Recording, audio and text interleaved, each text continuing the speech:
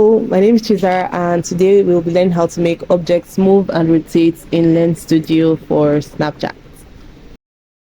Open a new Lens Studio project and click on the plus button in the Objects panel. Then search for a box.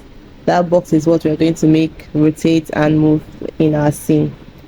Then go back to the plus button and add a helper script. In the helper script, choose Twin Manager and wait for the Twin Manager to be added to the Assets panel and the Objects panel.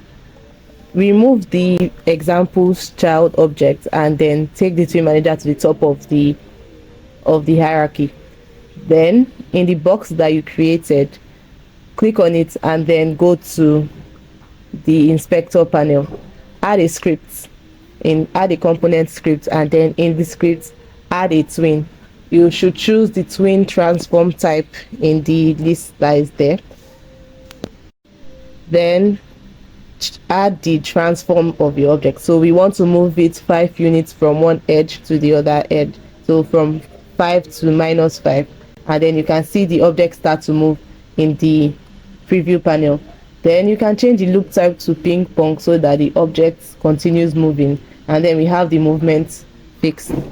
Add another script and then add a twin transform just like we did in the former one. Change the type to rotate and then put in your starting and ending rotation values. So I'll move from 90 to -90, and then also remember to change the loop type to whatever I choose. I'll be selecting ping pong.